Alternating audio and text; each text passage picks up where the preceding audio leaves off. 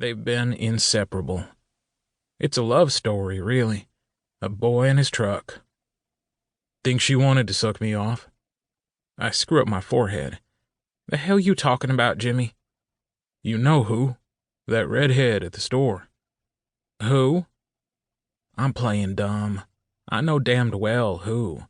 The last stop we made for gas, the girl at the front counter was a 17 or 18-something-year-old with wavy red hair tossed up in a messy ponytail. She had a spatter of freckles over her tiny nose and two sharp eyes.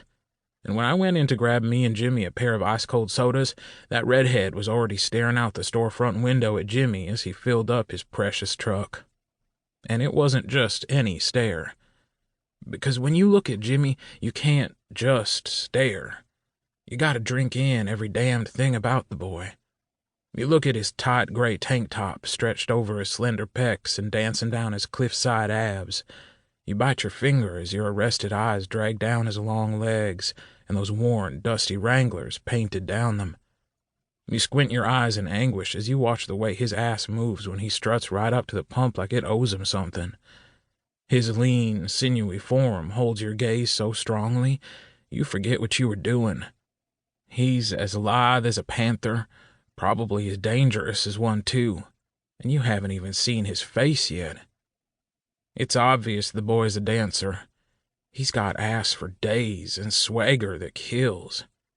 And if you've seen him dance like I have, phew, all of this is just 10 times worse because you know how that boy can move. I had to go up and damn near slam the 2 bottles of Pepsi on the counter before that red-headed clerk snapped out of her daze. Hi, did you find everything you needed? She asked innocently. Did you? I returned sassily. My mistake was in telling Jimmy all about her ogling after we were back on the highway. As if Jimmy Strong needed his ego stroked any more than it already is on a daily basis just by existing. Whatever, Jimmy finally throws back at me. You probably made her all up. There wasn't any redhead. He snorts. Or it was probably a dude. I shoot him a look. Would that be a problem if it was? Now it's Jimmy's turn to throw me a look of fiery indignance. Are you serious right now? Tell me your happy ass ain't serious. He twists the radio off so fast he nearly breaks off the knob. Who do you think you're riding all the way back home to Spruce with, huh? Am I not the same dude who threw Kenny fucking Driver to the dirt the moment he said he was sick of playing on the same soccer team as a homo back in high school? I sigh.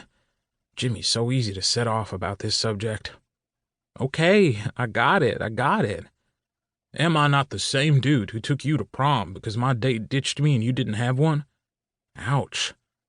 Am I not the same dude who's been your roommate at Southwood University for the past 2 years? I've been naked in the same room with you more times than I can count. Are you done? Am I not the same dude? Nope, he isn't done. With a gay older brother who's such a football legend at Spruce High that to this day he's still called the Spruce Juice even while he coaches the team himself now.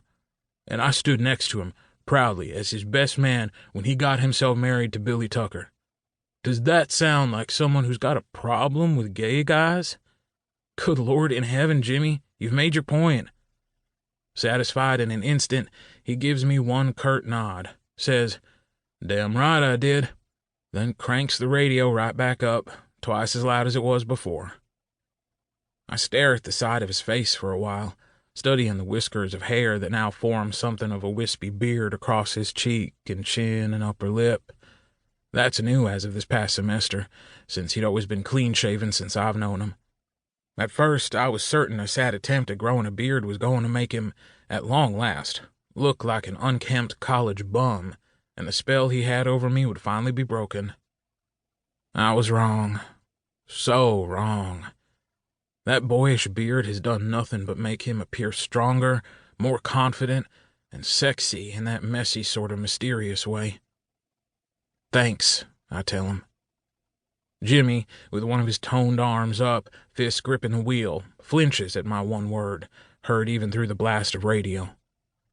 He squints, eyes still on the road when he returns. For what? For being that kind of dude who don't care one bit if it's a